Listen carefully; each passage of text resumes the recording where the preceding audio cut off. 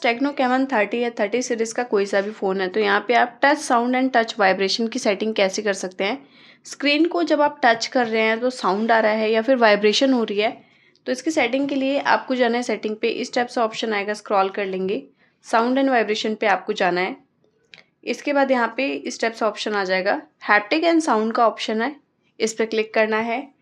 अब यहाँ पे टच साउंड का एक ऑप्शन आपको देखने को मिल जाता है, ये रहा टच साउंड। यहाँ से आप ऑन कर देंगे तो टच करने पे साउंड आता है। फिलहाल के लिए मैं ऑफ कर देती हूँ।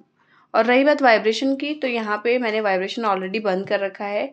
ये ऑन होता है तो यहाँ पे टच का वाइब्रेशन होता है, स्वाइप का वाइब्रेशन होता है, ये टाइपिंग का, इन सभी को मिला जुला के हैप्टिक्स बोलते हैं, हैप्टिक्स फीडबैक।